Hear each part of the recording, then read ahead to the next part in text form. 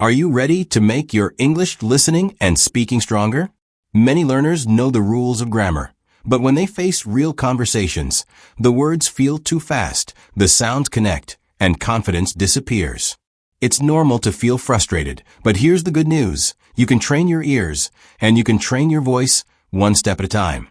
In today's practice, we will focus on natural phrases, the kind people actually use at work, in cafés, and when they travel. You will listen, you will repeat, and you will understand. Along the way, you will also learn new words in context. For example, the phrase pick up. It can mean lift something from a floor, but it can also mean collect something you ordered. Like, I'll pick up my coffee. One phrase, two useful meanings. So, take a deep breath. Relax your shoulders.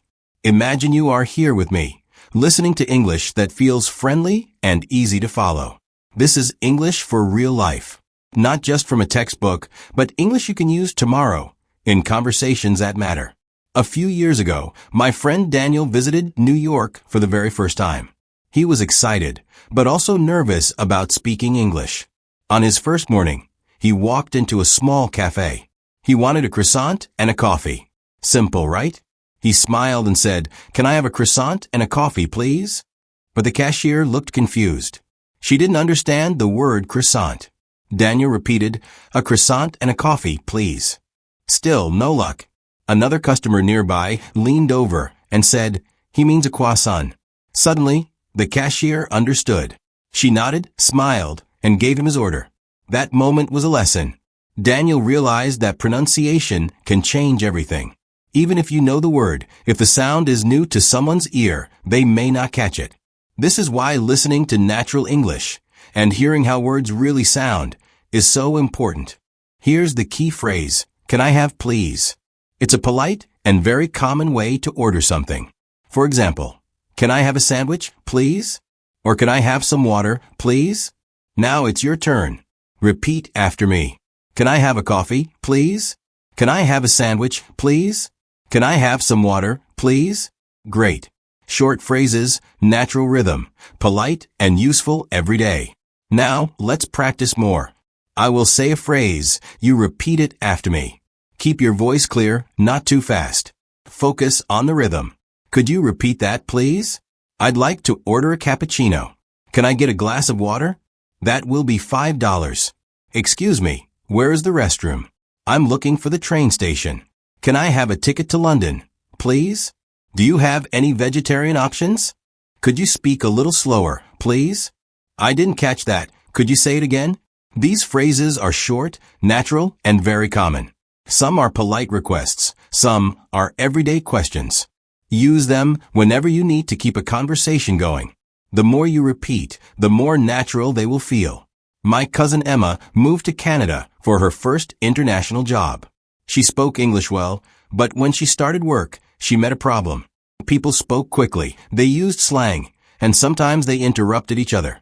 One morning, her manager said, "Can you touch base with Mike about the new project?" Emma froze. She thought, touch base? Should I touch something on the desk? She smiled, but inside she was confused. Later, she learned the truth. Touch base simply means check in with someone, talk briefly. After that day, Emma started writing down phrases she heard at the office. Phrases like wrap things up, which means finish a meeting, or on the same page, which means to agree or understand the same idea. At first, these phrases felt strange. They were not in her textbooks. But after hearing them again and again, she began to use them naturally. She realized that listening carefully, then repeating aloud, helped her remember. So here's the tip. When you hear a new phrase at work, don't just translate it. Listen to how people use it. Repeat it in your own words. Try saying it the same day. That is how real vocabulary becomes yours. Now let's practice. Repeat after me. Can we touch base tomorrow? Let's wrap things up for today. Are we all on the same page? Good. These are phrases you can use in meetings, in teamwork, and in daily work life. Let's do a quick quiz. I will give you a short question. You choose the best answer in your mind. Then I'll explain right away. Question 1. Your manager says, "Let's wrap things up." What does it mean? A. Start the project. B. Finish the meeting. C. Take a break. The correct answer is B. Wrap things up means finish the meeting or activity. Question 2. You are in a cafe. The cashier says, for here or to go? What are they asking? A. Do you want to eat inside or take away? B. Do you want sugar in your coffee? C. Do you want to pay now or later? The correct answer is A. For here means eat inside. To go means take away. Question 3. A colleague says, can we touch base later? What does it mean? A. Can we meet and talk briefly? B. Can we play a game outside? C. Can we move the desk together? The correct answer is A. Touch base means check in or talk quickly about something important. Great work. Even if you got one wrong, don't worry. The goal is to recognize phrases and remember them the next time you hear them. Now, let's challenge your speaking. These sentences are longer, but we will break them with small pauses so the rhythm feels natural. Listen first, then repeat. I'd like a cappuccino with a little milk and no sugar, please. Excuse me, could you explain the directions again? Because I didn't quite catch them. I'm looking for the train station. It should be nearby, but I can't see any signs. At work today, we need to finish the report and then share it with the manager. When you have time, can we touch base about the new project just to make sure we're on the same page? The meeting was useful, but it's time to wrap things up and move on with our tasks. I ordered a sandwich, but I also need a bottle of water to take away. I didn't understand the phrase. Could you say it again slowly so I can repeat after you?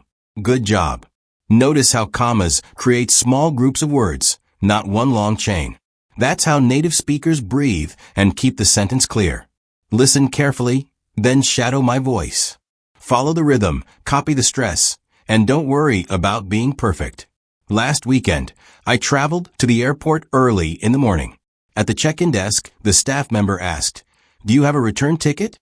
I answered, "Yes, I'm flying back next Friday." She smiled and said, "Great, please place your bag on the scale." After that, I went through security. An officer asked, "Do you have anything to declare?" At first I was nervous, but then I remembered it simply means, "Do you have food, alcohol, or large amounts of money?" I said, "No, I don't," and he let me pass. At the gate, the announcement came over the speaker. Due to weather conditions, the flight will be delayed by 30 minutes. Everyone sighed, but I used the time to relax, to read my book, and to practice English in my head. Try to shadow this story. Speak at the same time. Let your voice ride on top of mine. This will help you catch natural speed and feel how real conversations move. Now it's your turn. Take what you've learned and make it yours. Speak for yourself. Don't worry about mistakes, just keep the flow. Here's a simple frame you can follow. Step 1, situation. Say where you are or what you are doing. Example, I am at the train station waiting for my train. Step 2, action. Add what you want or what you need. Example, I ask a staff member, "Excuse me, which platform is for London?" Step 3, response. Imagine what the other person says, then answer naturally. Example, he tells me platform number 5. I thank him and say, "Great, I'll go there now." Now try it with your own ideas. Choose a place, an airport, a bus stop, a hotel, or even a bookstore. Say what you need, ask a question, then give a short answer. Keep it simple, but make it real. Speak for 30 to 45 seconds. Record your voice if you can. Listen back. Notice your rhythm, your pauses, your pronunciation. That is how you grow. Before we finish, let's review some useful travel phrases. Each one is simple, but in real life, it can make a big difference. Check in. This means register at a hotel or an airport. Example, I will check in at the desk before my flight. Anything to declare. A question from customs officers about food, alcohol, or money. Example, no, I don't have anything to declare. Return ticket. A ticket to go and come back. Example, I bought a return ticket for next Friday. Gate, the place where passengers wait to board a plane. Example, my gate is number 12. Platform, the area in a train station where people get on the train. Example, the train leaves from platform 5. Delayed, when something is late, often a bus or a flight. Example, the flight was delayed by 30 minutes. Carry-on bag, Small luggage you take inside the airplane. Example, my carry-on bag fits under the seat. Boarding pass, the card or ticket to enter the plane. Example, please show your boarding pass at the gate. Overhead compartment, the space above your seat on the plane. Example, I put my bag in the overhead compartment. On time, not late, exactly at the planned time. Example, the train arrived on time. These are everyday words.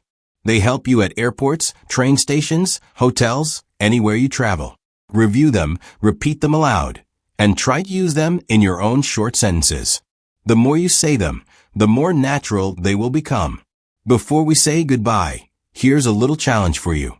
For the next 7 days, choose one phrase from today's episode and use it in real life. At the airport, at a train station, in a cafe, or even in your own practice at home. One phrase each day, 7 days in a row. Small steps, big progress. I'd love to hear from you. Which phrase was most useful for you today? Write it down in the comments and try to make your own short sentence with it. Your ideas might help another learner too. Thank you so much for spending your time with me and for trusting English Story Hub on your learning journey. Together, we are building a community where English is not just studied, but lived and shared.